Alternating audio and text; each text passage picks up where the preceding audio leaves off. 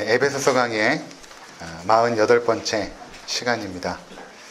구원의 투구와 성령의 검으로 무장하라 라는 제목으로 하나님 말씀 함께 나누도록 하겠습니다. 그동안 4가지의 무기에 대해서 살펴보았고요. 오늘은 5번째 무기, 그리고 6번째 무기. 5번째는 구원의 투구, 그리고 6번째는 성령의 검입니다. 먼저 구원의 투구로 무장하는 것이 얼마나 중요한가에 대한 부분들을 말씀을 드리겠습니다. 언뜻 구원의 투구로 무장한다 라고 했을 때 의미가 잘 와닿지 않습니다. 구원의 투구로 무장한다는 것이 과연 무엇일까? 저도 한 주 동안 묵상을 해보았습니다. 그러면서 에베소서에서 바울이 에베소서를 쓰면서 이 구원이라는 개념을 설명할 때 그가 말한 그 구원의 그 의미가 무엇인가를 우리가 알게 되면 구원의 투구를 쓴다는 것이 무엇인지를 우리가 깨닫게 될 것입니다. 먼저 결론적으로 말씀을 드리면 내가 얻은 구원을 누가 시작하였고 누가 이루실 것인가, 그리고 내가 얻은 그 구원이 얼마만큼 귀하고 값진 것인가를 아는 것이 바로 구원의 투구를 쓰는 것입니다. 나를 구원하신 그 하나님, 그분을 아는 것과 또 내가 얻은 그 구원이 얼마만큼 가치 있는 것인가를 아는 것, 그것이 이제 구원의 투구를 쓰는 것입니다. 에베소서에서 바울은 1장부터 3장까지 우리가 얻은 구원이 얼마나 놀라운 구원인가를 쭉 설명을 해나가죠. 우리가 구원받기 전에 어떠한 상태였는가, 하나님의 진노 아래 있었던, 죄와 허물로 죽어있던 너희들이었다, 이렇게 말씀하지 않습니까? 그래서 우리 가운데는 아무런 소망이 없이 그저 죽어서 하나님의 심판 가운데 거하는, 이 땅에 살아가도 육체의 욕심 따라 살아가고 우리가 붙잡은 소망이라는 것이 다 썩어지는 소망 아닙니까? 그런 것을 우리가 붙잡으며 살아갔던 우리 인생을 하나님께서 구원하여 주시죠. 어떻게 구원하여 주시는가? 바로 그의 아들 예수 그리스도를 이 땅에 보내주시고 그분의 십자가의 죽으심으로 우리의 모든 죄를 도말하시고 그것을 우리가 믿을 때에 그 믿음을 보시고 우리의 모든 죄를 사하시고 하나님의 자녀 삼아주시는 것입니다. 그래서 에베소서 2장에서는 우리의 존재가 구원받아서 너희가 비록 이 땅에 있지만 하늘 보좌 우편에 너희가 앉아있느니라, 이렇게 말씀하십니다. 이 에베소서는 과거와 현재와 미래를 통합적으로 하나의 시선으로 보죠. 하나님의 시선으로 봅니다.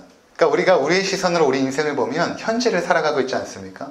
과거를 살아가고 현재를 살아가고 또 미래를 전망하고 살아가지만 하나님의 시점으로 우리 인생을 보게 되면 우리 인생은 점과 같지 않습니까? 하나님의 눈에는 과거와 현재와 미래가 하나님의 지혜와 하나님의 전능하심 속에서는 그냥 하나로 보여집니다. 마치 어떤 소설가가 그 작품 속에 있는 모든 인물들을 그의 과거와 현재와 미래를 다 아는 것과 마찬가지로 하나님은 전지하시고 전능하셔서 우리의 전 인생을 아시죠. 하나님께서 우리를 구원하셨다면 그 결과는 우리가 이미 하늘 보좌 우편에 앉아있느니라. 이미 그냥 완료 시제를 사용합니다. 너희가 이미 하늘 보좌 우편에 앉아있느니라. 죄와 허물로 죽었던 너희가, 아무런 소망 없이 살던 너희가 지금은 구원 얻은 하나님의 백성이 되어서 이미 하늘 보좌 우편에 앉아있는 그런 존재들인데 우린 지금 현재를 살아가고 있죠. 현재를 살아가고 있지만 마침내 저 영원한 천국에 이르게 될 것입니다. 이렇게 구원에 대한 이야기를 아주 함축적이고 요약적으로 에베소서에서 말씀을 하고 있습니다. 자, 하나님께서 구원을 작정하셨고 성자 예수님께서 구원을 이루십니다. 그리고 성령 하나님께서 그 구원을 우리 각자에게 적용하시죠. 그러니까 우리가 얻은 구원은 성삼위 하나님의 합작품인 것입니다. 한 분 한 분이 성실하고 또 부지런히 이 구원을 위하여 일하셔서 내가 구원을 얻은 것입니다. 그래서 성경에서 이 부분에 대해서 강조하는 것은 무엇인가 하면 너희가 얻은 구원은 하나님께서 하신 것이다 라는 것입니다. 하나님께서 구원을 시작하셨고 구원을 이루실 것이다. 왜 하나님께서 우리를 구원하셨는가? 성경은 이렇게 말하고 있죠. 하나님의 긍휼이 풍성하시기 때문이다. 그리고 하나님은 사랑이 풍성하시기 때문이다. 하나님은 은혜로우시기 때문이다. 그래서 너희를 구원하셨다, 이렇게 말하고 있는 것입니다. 에베소서 2장 4절을 우리가 잠깐 보면 긍휼이 풍성하신 하나님이 우리를 사랑하신 그 큰 사랑을 인하여, 그렇죠. 우리가 구원받을 만해서 구원 얻은 것이 아니라 하나님이 긍휼이 풍성하셔서 그리고 우리를 너무나 사랑하시는데 그 큰 사랑, 하나님조차 주체할 수 없는 우리를 향한 그 큰 사랑 때문에 우리를 구원하셨다. 너희의 어떠함이 아니라 나의 사랑 때문에, 나의 긍휼함 때문에 너희를 구원하였다. 말씀합니다. 또 2장 8절과 9절입니다. 함께 읽습니다. 너희는 그 은혜에 의하여 믿음으로 말미암아 구원을 받았으니 이것은 너희에게서 난 것이 아니요 하나님의 선물이라. 행위에서 난 것이 아니니 이는 누구든지 자랑하지 못하게 함이라. 아멘. 하나님의 은혜로 말미암아 구원을 얻은 것입니다. 하나님의 은혜로 말미암아 하나님의 선물, 그것을 우리가 받은 것입니다. 전에 제가 이런 말씀 드렸죠. 누군가 우리에게 당신 어떻게 구원받았습니까? 이렇게 물어보면 네, 내가 예수님을 믿음으로 말미암아 구원을 받았습니다 라고 대답을 하는 것은 사실은 50%만 맞는 것입니다.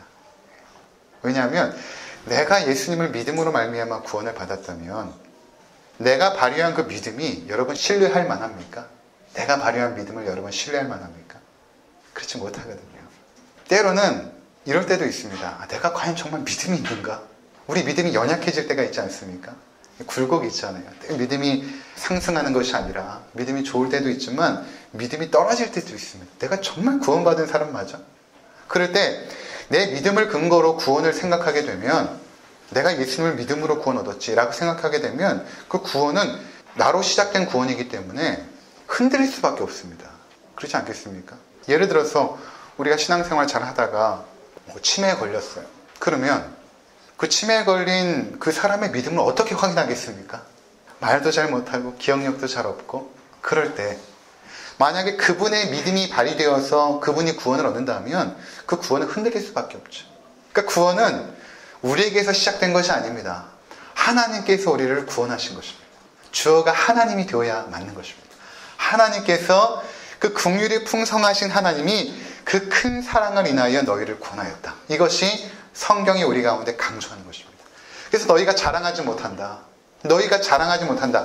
너희의 행위로 나온 것이 아니기 때문에 너희가 믿음을 발휘한 그 믿음조차도 너에게서 나온 것이 아니라 뭐라고 말합니까? 하나님의 선물이라. 너희가 그 은혜에 의하여 믿음으로 말미암아 구원을 받았는데 너희가 발휘한 그 믿음조차도 너희에게서 나온 것이 아니라 하나님께서 선물로 줄 것이다. 우리가 믿음을 발휘해도 그 믿음이 나에게서 발휘된 것이 아니라 하나님께서 믿음을 선물로 주신 것입니다. 믿게 하신 것입니다. 우리로 하여금 그리스도를 믿게 하신 것입니다. 그러니까 우리는 자랑할 것이 없는 것입니다. 우리의 구원은 창세전에 하나님께서 이미 계획하신 것입니다. 그것이 에베소서 1장에 말씀하는 것이죠. 너희의 구원은 내가 이미 창세전에 계획한 것이다. 그리고 역사 가운데 진행하여서 마침내 우리 가운데 그 구원이 이루어진 것입니다. 하나님께서 나를 구원하셨다는 그 믿음의 확신이 악한 세상에서 우리를 당당하게 지키는 무기가 되는 것입니다. 하나님이 나를 구원하셨어. 이 믿음. 하나님이 나를 구원하셨어. 우리가 예수 그리스도를 주님으로 고백하고 세례받고 성도가 되었지만 우리의 믿음을 흔드는 수많은 일들이 있습니다. 또 앞으로도 있을 것입니다.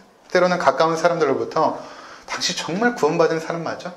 그런 얘기를 들을 정도로 우리의 행실이, 우리의 모습이 연약하고 허물 많고 부족할 때가 얼마나 많이 있습니까? 이 땅의 성도들은 죄로부터 자유할 수 없습니다. 자신 안에 있는 연약함들이 외부로부터 자극을 받을 때마다 우리 안에 분노가 일어나서 때로는 폭력성이 드러나지 않습니까? 내가 정말 예수 믿는 사람 맞는가?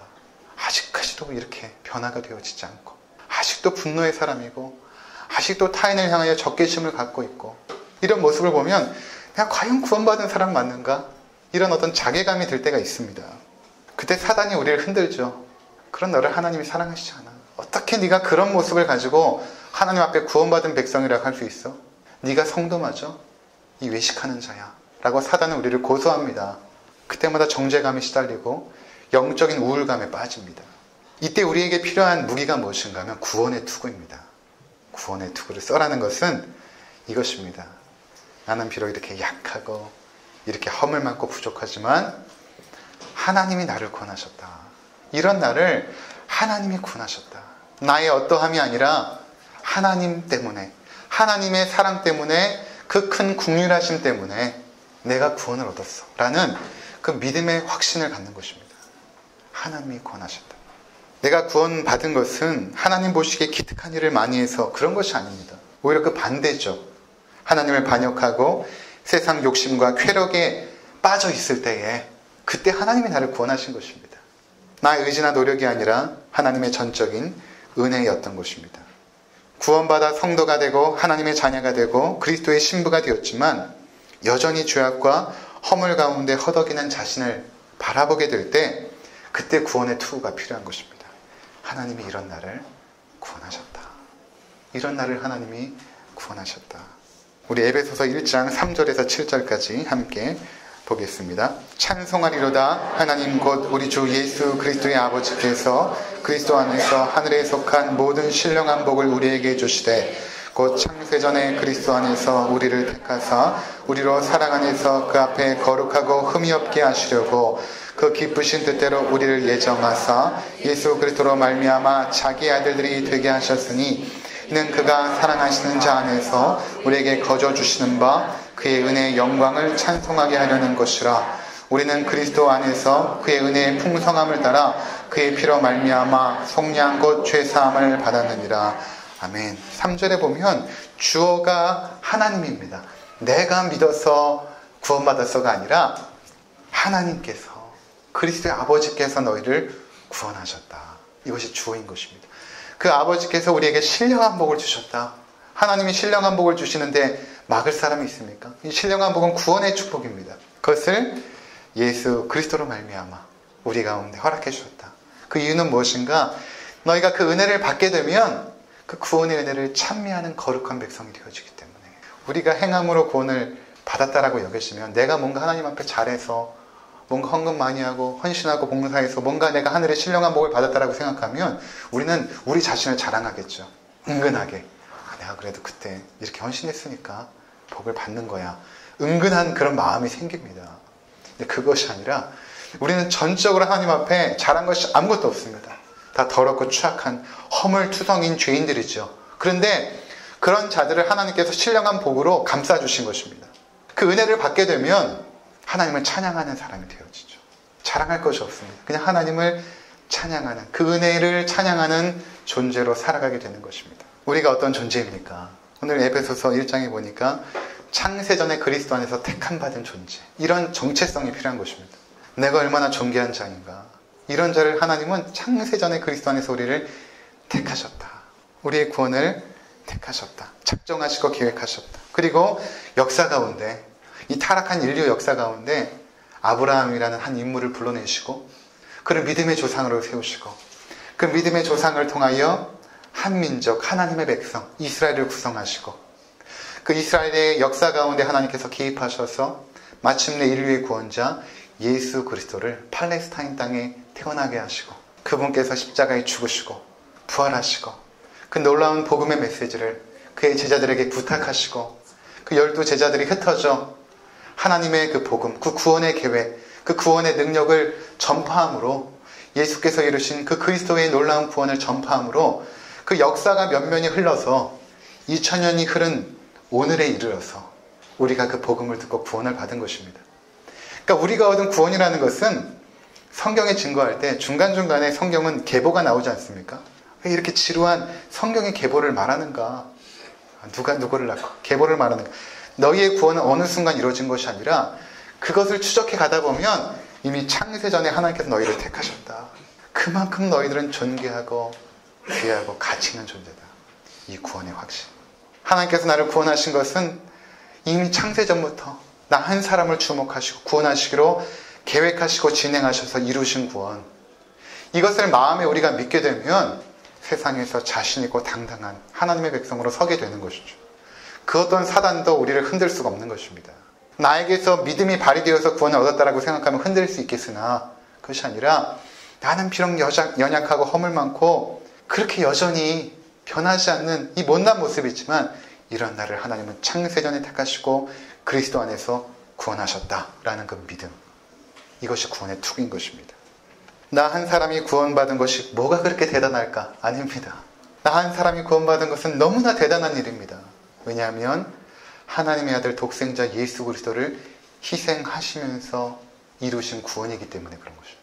하나님의 아들의 희생을 통하여 얻은 구원이기 때문에 나의 구원은 너무나 값진 것입니다. 여러분, 우리들에게 우리 자녀들이 정말 세상 무엇보다도 귀하고 값지지 않습니까? 왜 값진 것입니까? 우리 어머니 아버지들이 자녀를 위해서 희생했기 때문에 값진 것입니다. 우리 자녀들의 인생 가운데는 어머니 아버지의 피와 땀과 눈물의 헌신들이 녹아있기 때문에 그 자녀들이 값진 것입니다. 귀한 것입니다. 그 희생이 녹아있지 않으면 그렇게 귀하지 않습니다. 여러분 그냥 아이 낳고 그냥 방치해버리면 그 아이는 귀하지 않습니다. 그러나 그 아이에게 우리의 피와 눈물과 땀과 희생과 헌신이 들어갈 때 그 아이가 귀해지죠. 우리에게 존귀한 자들이 됩니다. 하물며 천지 만물의 창조주이시고 주관자이신 그 하나님의 아들의 보배롭고 값진 그 희생과 헌신으로 우리가 자녀가 되었다면 우리가 도대체 얼마만큼 존귀한 것입니까? 얼마만큼 존귀한 것입니까? 하나님이 우리를 바라보시면서 기쁨을 이기지 못하여 하시느니라. 너희를 잠잠히 바라보시며 사랑하시며 그 기쁨을 이기지 못하여 하신다라고 성경은 우리 가운데 말씀하고 있지 않습니까? 이 구원의 투구, 하나님께서 우리를 구원하셨다. 나는 하나님의 존귀한 자녀이다. 이 구원의 확신, 그 믿음, 이것을 가질 때 이것이 우리에게 투구가 되어서 세상의 그 어떤 사단의 유혹과 그 어떤 환경 속에서 우리를 좌절시킬 때마다 우리를 일어나게 하는, 7번 넘어지면 8번째 일어나게 하는, 한 번 더 일어나게 하는 그런 능력과 힘이 된다는 것입니다. 여러분 올 한 해 이 구원의 확신 가운데 거하시기 바랍니다. 나는 약하지만 하나님이 나를 구원하셨다. 이 믿음 가운데 서시기를 바랍니다. 마지막 무기는 성령의 검입니다. 성령의 검. 이것은 곧 하나님의 말씀이라고 소개하고 있습니다. 그동안의 5가지의 무기는 방어용 무기였죠. 방패라든가 구원의 투구라든가 신발이라든가 흉배, 다 이제 방어용 무기였지만 마지막에 바울이 말하는 영적인 전투의 무기는 검입니다. 공격용 무기입니다. 성령의 검. 이것은 곧 하나님의 말씀이다. 이렇게 말하고 있습니다. 왜 성령의 검을 하나님의 말씀이라고 할까? 그것은 성령께서 역사하실 때 하나님의 말씀을 통하여 역사하십니다. 기록된 하나님의 말씀을 통하여 성령께서 역사하시죠. 그리고 성령께서 말씀을 통하여 역사할 때 악한 사단들이 진멸당합니다. 굉장히 두려워하죠. 하나님 말씀을 두려워합니다. 그래서 마지막 무기는 성령의 검, 곧 하나님의 말씀인 것입니다. 말씀이 검이라는 표현은 성경 여러 곳에서 등장하는데 먼저 히브리서 4장 12절 제가 읽어드리겠습니다. 히브리서 4장 12절에 보면 하나님 말씀은 살아있고 활력이 있어 좌우의 날선 어떤 검보다도 예리하여 혼과 영과 및 관절과 골수를 찔러 쪼개기까지 하며 또 마음의 생각과 뜻을 판단하나니 이렇게 말씀합니다. 하나님 말씀은 살았고 활력이 있다. 살아있다는 것입니다. 그래서 이것이 움직인다는 것입니다. 그래서 좌우의 어떤 날선 검보다도 예리하다.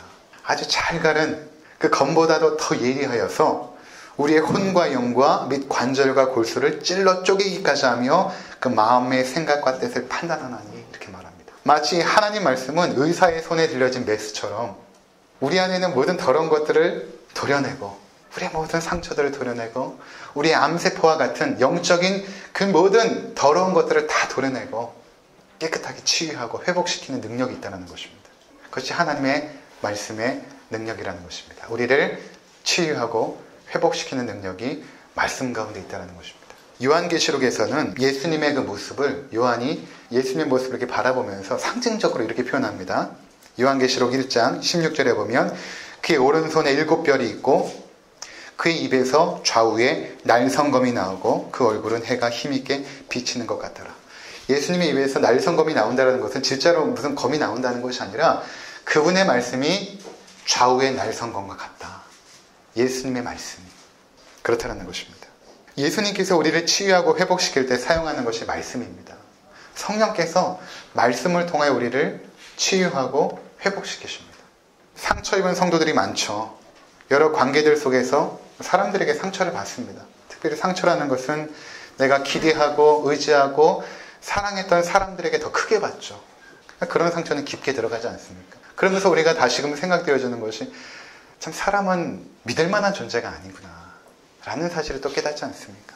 그때 사람에게 받은 상처를 누군가 또 사람에게 가서 치유받으려고 하면 일시적인 치유밖에 안 됩니다. 근데 하나님의 말씀이 우리 가운데 부어져서 성령께서 그 말씀을 통해 우리의 상처를 치유하게 되면 그 상처가 눈 녹듯이 사라집니다. 그 말씀이 우리를 치유하시고 회복시키는 것이죠. 우리가 하나님의 말씀을 설교를 통하여 듣거나 또는 묵상을 통하여 그 말씀을 듣게 될 때 성령께서는 역사하십니다. 성령께서는 말씀을 통하여 역사하십니다. 절망 가운데 있었는데 그 절망 가운데 있던 사람이 설교를 들으며 또는 말씀을 묵상하며 그 절망을 딛고 일어납니다. 놀랍지 않습니까? 말씀이 살아있는 것이죠. 살아서 역사한 것입니다. 또 하나 이 말씀이 우리를 치유하고 회복한다면 또 하나는 악한 사단을 공격하는 무기가 되어줍니다. 예수님께서 광야에서 40일 동안 금식하시고 사단의 유혹을 받지 않습니까? 세 가지의 유혹을 받습니다. 첫 번째로는 금식하시고 나셨는데 굉장히 굶주렸을 텐데 배고프고 네가 이 돌로 떡을 만들어라. 그렇게 유혹하죠. 네가 하나님의 아들 아니냐. 하나님의 아들이라면 이런 능력으로 네가 돌을 떡으로 만들어서 먹어라. 그때 예수님께서 이렇게 말씀하십니다. 기록되었으되 신명기 8장 3절의 말씀을 인용합니다. 기록되었으되 사람이 떡으로만 살 것이 아니요 하나님의 입으로부터 나오는 모든 말씀으로 살 것이니라. 대적합니다. 그러니까 마귀가 또 예수님을 성전 높은 꼭대기에 세워놓고 네가 뛰어내려라. 그러면 천사들이 와서 받들지 않겠느냐. 네가 하나님의 아들이라면 한번 이런 기적을 한번 보여줘라. 그러니까 예수님께서 이렇게 대적하십니다. 기록되었으되 주 너의 하나님을 시험하지 말라. 신명기 6장 16절의 말씀을 인용하십니다. 그러니까 세 번째, 마귀가 저 높은 산 꼭대기로 올라가서 천하 만국을 보여주면서 네가 내게 경배하면 이 모든 것들을 내가 너에게 주겠다. 이때도 예수님께서 이렇게 대적하십니다. 기록되었으되 주 너의 하나님께 경배하고 다만 그를 섬기라. 신명기 6장 13절의 말씀으로 대적하십니다. 예수님께서 능력이 없으셔서 말씀으로 대적하신 것이 아닙니다. 예수님은 말씀 한마디에 천사들을 동원하여 움직이게 할 수 있는 하늘의 권세가 있죠. 근데 예수님께서 그렇게 대적하지 않고 기록된 말씀을 통하여 대적했다는 것은 우리 성도들에게 교훈하시는 것입니다. 너희가 악한 사단을 대항할 때에 말씀으로 대적하는 것이 정당한 것이다. 말씀으로 대적하는 것이 정당한 것이다. 보여주신 것입니다. 우리가 하나님의 말씀을 성령의 검으로 사용하기 위해서는 먼저 성경의 말씀이 무엇을 말씀하시는지를 정확하게 알아야 됩니다. 하나님이 무엇을 말씀하시는가? 성경을 통하여, 이 기록된 성경을 통해 우리 가운데 무엇을 말씀하시는가를 여러분들이 정확하게 아셔야 됩니다. 많은 경우에 말씀을 자의적으로 해석하거나 편의적으로 적용하는 경우를 보게 됩니다. 지난 금요일에 우리 금요 기도팀 모시고 대천의 바닷가도 한번 다녀오고 좋은 시간을 가졌는데 그때 차 안에서 한 집사님이 그런 말씀을 해요. 목사님, 기도할 때 어떤 조건을 내걸고 기도하는 것이 과연 맞는 것입니까? 기도원도 하나님 앞에 기도할 때에 그렇게 기도하지 않았습니까? 이 양털 뭉치가 적게 해주시고 땅은 마르게 해주시고 정말 하나님이 나와 함께 하신다면 이 전쟁의 승리를 허락해 주신다면 이 양털 뭉치는 적고 땅은 마르게 해주시옵소서. 하나님께서 그렇게 하셨죠. 그러자 또 기도원이 하나님 한 번만 더 용서해 주시고 저의 간구를 들어주십시오. 이번에는 양털 뭉치는 마르고 땅은 적게 해주십시오. 또 하나님께서 그렇게 하시지 않습니까? 목사님 성경에 이렇게 기도원이 기도한 것을 보면 우리가 하나님 앞에 기도할 때 어떤 조건을 걸고 이것을 하나님께서 응답해 주시면 이것이 하나님의 뜻인 줄 알고 순종해 나가는 이런 어떤 방식은 어떻습니까? 라고 이제 물어보셨어요. 저도 하나님의 뜻을 묻는 책이라는 곳에서 이 기도원의 하나님의 뜻을 묻는 방법을 예를 들어서 하나님의 뜻을 물을 때 이렇게 하는 것이 지혜로운 방식이다, 성경적이다 라는 글도 읽어본 적이 있습니다. 근데 여러분, 사사기 6장의 기도원의 이야기를 잘 보시면 이 기도원이 하나님을 시험한 이 장면이 믿음의 장면이 아니라 그가 하나님을 신뢰하지 못한 장면으로 기록되어 있습니다. 하나님은 그가 하나님을 신뢰하지 못하자 처음에 제사를 드릴 때 그 제물을 다 태워버리는 그런 기적을 보여주심에도 불구하고 기도원은 믿지 않았습니다. 그러니까 양털 뭉치를 통하여도 2번 시험하죠. 그래도 하나님은 신뢰하지 못합니다. 나중에는 7장에 가면 그가 미디안과의 전쟁에 나갈 때 하나님께서 그를 적진 가운데 보내서 적들이 하는 이야기를 듣게 하십니다. 그랬더니 적들이 기도원을 두려워하고 있다는 것을 그가 압니다. 그리고 전쟁을 하거든요. 300명의 용사가 나오는데 용사도 아닙니다. 성경은 그들을 용사라고 표현하지 않죠. 기도원과 300명의 그냥 군사들입니다. 오합지졸의 군사들. 그들을 통하여서 하나님의 구원을 이루시죠. 하나님께서 12,000명의 군사를 300명까지 줄일 때는 용사로 줄인 것이 아니라 그들의 능력을 자랑할 수 없는 연약함의 상징적인 숫자만 남기신 것입니다. 그러니까 오합지졸의 300명이에요. 그들이 물을 개처럼 핥아먹고 어떤 사람들은 주변을 조심해서 먹고 이런 사람으로 300명을 줄인 것은 용사를 줄인 것이 아니라 그냥 300명을 줄이는 하나의 방식이었습니다. 그리고 그 300명을 가지고 하나님의 놀라운 구원의 역사를 보여주죠. 그래서 기드온의 이야기를 보면 하나님의 구원은 하나님께서 그분의 능력으로 하시는구나를 깨닫게 되는 것입니다. 기드온과 300명의 용사가 잘해서 구원이 된 것이 아니라 하나님을 신뢰하지 못하는 기드온과 오합지졸의 300명을 통해서도 하나님 구원을 이루시는구나. 역시 하나님의 구원, 하나님을 찬양했다라는 말씀으로 우리를 인도하는 것인데 우리는 그렇게 듣지 않고 기드온이 하나님을 이렇게 시험했으니까 우리도 이렇게 시험하는 기도가 맞는 것이구나.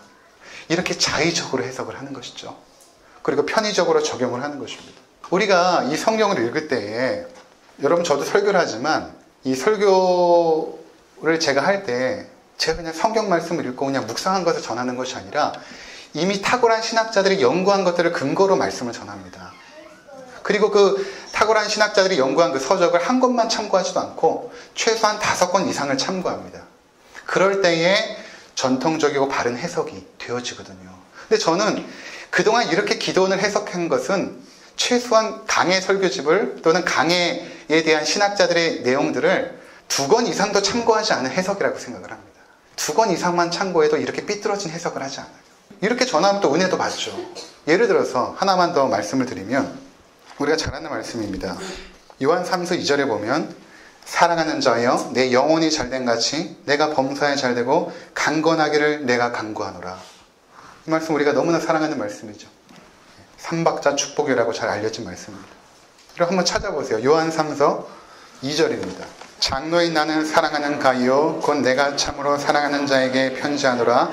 사랑하는 자여 내 영혼이 잘된 같이 내가 범사에 잘되고 강건하기를 내가 간구하노라.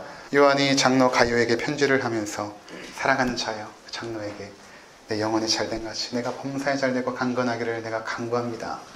여러분 이것이 약속입니까? 기도입니까? 이것이 약속입니까? 기도입니까? 기도죠. 근데 대부분의 성도는 이것을 약속으로 믿습니다. 왜? 약속으로 누군가 전했죠. 여러분 하나님 잘 믿으면 영혼이 잘되고 범사가 잘되고 강건합니다라고 약속으로 사람들에게 선포했겠죠. 그럼 어떤 결과가 생깁니까? 뭔가 건강에 문제가 생기면 왜 하나님이 나를 축복하지 않지? 뭔가 사업에 어려움이 생기면 왜 하나님 나에게 축복하지 않지? 지난주에도 삐뚤어진 복음에 대해서 말씀드렸지만 그 삐뚤어진 복음의 가장 근본은 뭐냐면 성경을 정확하게 해석하지 않았기 때문인 것입니다. 이것은 간구이지 약속이 아닙니다. 기도한 것이죠. 그렇게 되기를 기도한 것입니다. 그럼 만약에 이 말씀이 약속이라면 사도 바울처럼 비참한 인생을 산 사람이 어디 있습니까?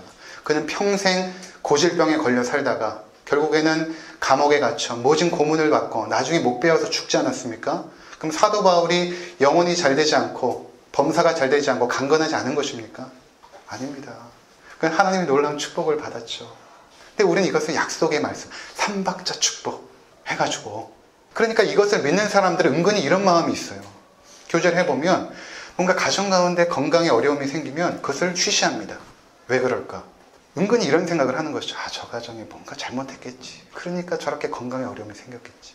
뭔가 사업이 잘 안 되면 교제 가운데 여러분 좀 기도 좀 해주세요. 저희 남편이 사업이 잘 안 되는데 이렇게 하는 것이 아니라 감춥니다. 왜? 그렇게 이야기했을 때 뭔가 잘못한 거야. 우리가 모르지만 저분이 뭔가 하나님 앞에 잘못했으니까 하나님이 저렇게 사업도 잘 안 되게 하지. 이렇게 잘 되면 축복, 안 되면 저주라는 단순한 신앙으로 우리를 무장한 것입니다. 이렇게 되면 여러분 이 땅에 정말 신실한 성도들의 고통의 문제를 해결할 수가 없습니다. 왜 그들이 그렇게 고통을 당하는가? 그들이 그렇게 신실하면서도 왜 건강의 문제 때문에 계속 고민해야 되고 고통당해야 되고 왜 저렇게 가난 때문에 힘들어하는가? 왜 저분에게는 왜 삼박자 축복이 임하지 않는가? 해석이 안 되어지죠. 그렇게 단순하게 믿었기 때문에 그런 것입니다. 성경은 어디도 잘 되면 축복, 안 되는 저주라는 것을 약속으로 우리 가운데 전해준 적이 없습니다. 근데 우리는 그냥 기복주의 신앙에 젖어 있어서 세상의 무당 종교가 이야기하는 것을 그대로 믿고 있는 것입니다. 그것을 기독교로 갖고 와가지고 내가 뭔가 잘하고 헌금도 많이 내고 충성하고 봉사하면 뭔가 하나님의 복을 내려주실 것 같고 뭔가 내 삶에 그렇지 않으면 뭔가 내가 잘못한 것 같은 이런 기복주의적이고 공로사상, 이것이 바로 한국의 성도들의 신앙을 망친 것입니다. 그 가운데 다 물들어져 있어요. 교재에 보면. 그러니까 여러분 기도도 그렇게 하는 것이죠. 하나님 이렇게 해주시면 내가 하나님의 뜻을 알겠습니다. 여러분 하나님의 뜻을 내 틀로 여러분 재단하겠습니까? 하나님의 지혜는 풍부한데 여러분들이 뭔가 계획을 세워가지고 하나님 앞에 가져가고 거기다 결제 맞는 게 기도가 아닙니다. 기도는 백지를 가지고 나가는 것입니다. 다 내려놓고 하나님 내가 이러이러한 계획을 했지만 하나님의 뜻에 순종하겠습니다. 다 내려놓고 나가는 것이 기도지 이렇게 기도해놓고 거기다 써놓고 하나님 사인해 주세요. 이게 기도가 아닙니다. 그러니 여러분 하나님 앞에 감사할 수 있습니까?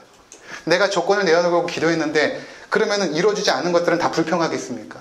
하나님의 지혜와 뜻은 내가 생각한 기대 이상으로 굉장히 풍성하고 놀랍습니다.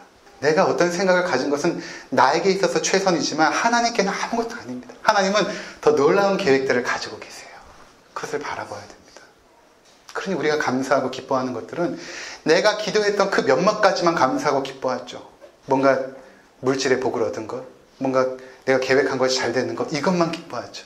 아닙니다.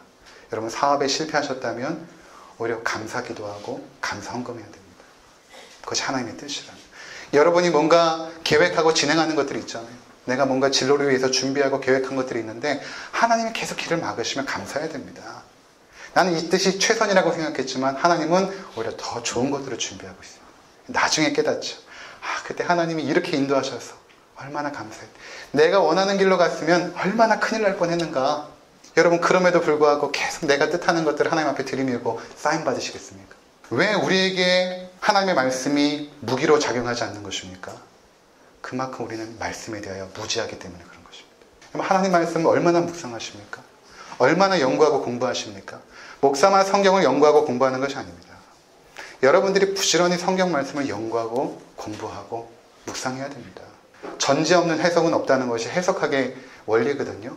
그러니까 우리가 어떤 말씀을 해석할 때도 나의 성별, 내가 자라온 환경, 그 당시의 감정 상태, 여러 가지 환경들, 그 요건에 따라서 성경 말씀을 보게 되기 때문에 내가 듣고 싶어하는 말씀을 듣기를 원합니다. 저도 알아요. 제가 이렇게 설교해도 성도님들이 받아들이는 것이 다 달라요.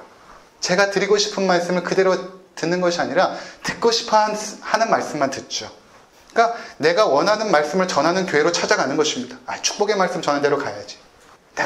내가 듣고 싶어 하는 말씀을 찾아가는 것이죠. 그런데 성경은 그렇지 않습니다.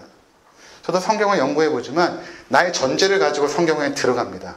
그 당시의 감정 상태, 그 당시 환경. 근데 성경을 쭉 연구하다 보면 나의 모든 생각을 다 깨버립니다. 성경은. 그리고 하나님의 생각으로 바꿔주세요. 그때 우리는 하나님의 말씀이 우리 가운데 무기로 역사하는 것입니다. 그래서 여러분 올 한 해 다른 계획들이 많겠지만 하나님 말씀 부지런히 연구하고 묵상하는 자리 가운데 서셔야 됩니다. 그 말씀이 우리 가운데 진리로 역사할 때 무기가 되어주고 성령께서 역사하시는 검이 되어줍니다. 흔들리질 않아요. 여러분 어떤 기적이나 체험으로 여러분의 신앙에 기반을 가지신 분들은 반드시 흔들릴 것입니다. 왜냐하면 또 다른 기적과 또 다른 체험과 또 다른 환상과 또 다른 꿈을 또 요구하기 때문에 그래요. 우린 더 자극적인 것들을 요구하게 되어 있거든요. 하나님 예전에 이런 체험 주시지 않았습니까? 하나님이 살아계시다는 이런 환상을 보여주지 않았습니까?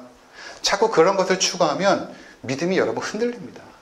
바울이 에베소 교회를 사역하고 나서 예루살렘으로 떠납니다. 바울은 압니다. 그러니까 예루살렘에 가면 붙잡혀서 죽게 될 것을. 그때 자기를 배웅하는 그 성도들에게 바울이 이렇게 말합니다. 사도행전 20장 31절에 32절에 보면 이렇게 말합니다.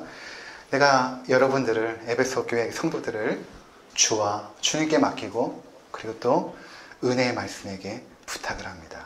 이렇게 말합니다. 바울은 성도들을 기적과 체험에 부탁하지 않습니다. 은혜의 말씀에게 부탁을 합니다. 말씀을 의인화시키죠. 왜? 성령께서 역사하시는 능력이고 활동력이 있는 생명력이 있는 말씀이기 때문에. 여러분 세상의 사람들은 다 스쳐 지나갑니다. 여러분 어떤 분들은 자기가 존경하는 목사님들을 평생 못 떠나는 분들이 있어요. 그렇게 신앙생활 하시면 안 됩니다. 여러분들은 말씀을 붙잡고 말씀을 의지해야지 그 어떤 영적인 리더자들을 의지해서는 안 됩니다. 그 사람들은 다 스쳐 지나가는 사람들이에요. 아무리 훌륭한 목회자와 아무리 인격적으로 본받을 만한 목회자라 할지라도 영적인 리더들 주변에 믿음에 신실한 사람이라 할지라도 지나갑니다. 그러나 하나님의 말씀은 영원토록 변함이 없습니다. 푸른 마르고 꽃은 시드나 주의 말씀은 영원한 것입니다.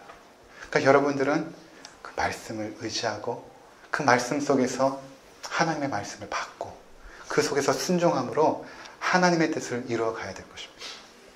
제가 부지런히 하는 일 중에 하나가 뭐냐면 제 설교를 다 이렇게 녹음을 하지 않습니까? 영상은 안 나오고 제가 부지런히 녹음을 해서 올립니다.